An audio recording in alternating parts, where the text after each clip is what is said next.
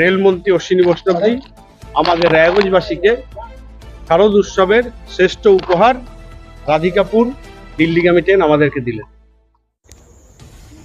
দুধের স্বাদ ঘোলে মিটল রায়গঞ্জবাসীর। ডেইলি ট্রেনের বদলে দিল্লিগামী সাপ্তাহিক ট্রেন পুনরায় চালু হলো বন্ধ হয়ে যাওয়া আনন্দবিহার রাধিকাপুর এক্সপ্রেস।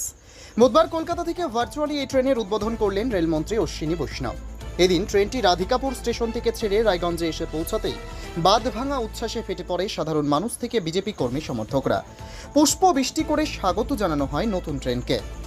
এদিন দিল্লিগামী এই ট্রেনে সাওয়ার হয়ে রায়গঞ্জে এসে পৌঁছান রায়গঞ্জ লোকসভা সাংসদ কার্তিক চন্দ্রপাল। রায়গঞ্জ স্টেশনে তাকে স্বাগত জানান বিজেপি কর্মী সমর্থকেরা। এদিন দিল্লিগামী যাত্রীরাও ছিল যথেষ্টই খুশি, যদিও সাধারণ মানুষের কথায় রায়গঞ্জবাসী দুধের স্বাদ ঘোলে মেটাবে এবার, কারণ আগের সীমাঞ্চল লিংক এক্সপ্রেসটি ছিল একটি দ্রুতগামী প্রত্যহ চলা ট্রেন, কিন্তু নতুন ট্রেনটি 7 ধাপ পিছিয়ে হলো মাত্র একটি সাপ্তাহিক ট্রেন।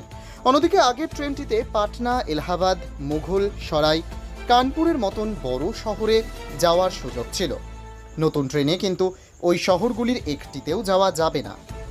বারাউনির পর থেকেই এমন একটি রাস্তায় ট্রেনটিকে নিয়ে যাওয়া হবে, যে রাস্তায় কোনো বড় শহর নেই।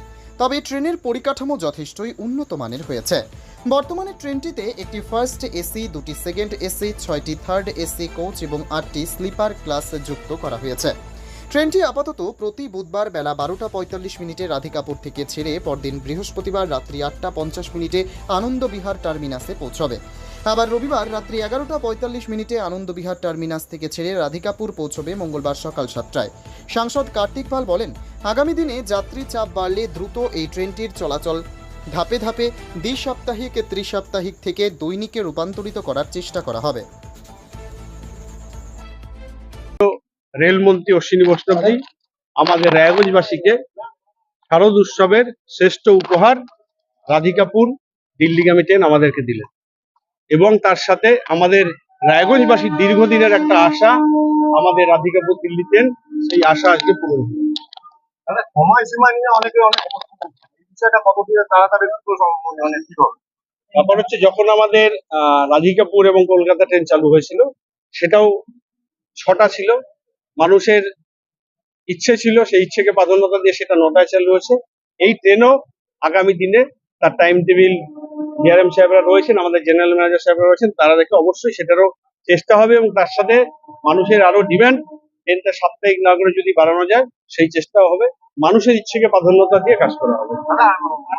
সাধারণ মানুষের দাবি, দীর্ঘদিনের দাবি, এবার ব্যাঙ্গালোরের চেন্নাই আপনার কাছে আশা করছি। অবশ্যই এটা আমাদের জেলার দাবি, এবং আমরা একদমই পিছিয়ে পড়া জেলা।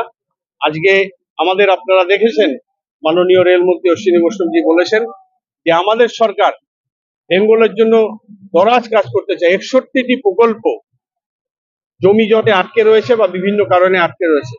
ঠিক তেমনি আমাদেরও যেটা লক্ষ্য, আমি শুধু সর্বস্তরে যারা রাজনীতি দলের লোকরা রয়েছেন, আমি সবাইকে অনুরোধ করব, ভোট হয়েছে, আসুন আমরা সবাই মিলে রাজনীতির ঊর্ধ্বে উঠে আমাদের এই জেলাকে এগিয়ে নিয়ে যাই, এবং রাজনীতি ভোটের সময় হবে। যদি কোনো কাজে রাজ্য সরকারের দরকার পড়ে, সেটা অবশ্যই রাজ্য সরকার সাহায্য করবে। যদি কেন্দ্র সরকারের দরকার পড়ে, আমরা কেন্দ্র সরকার থেকে সাহায্য করব, যাতে কোনো কাজ কোনো জটে বা জমির ক্লিয়ারেন্সে আটকে না যায়, সেটা থাকবো। তার সাথে আরো আমরা একটা খুশির খবর দিচ্ছি, তার জন্য আমাদের ডিআরএম সাহেব রয়েছেন, ধন্যবাদ জানাই।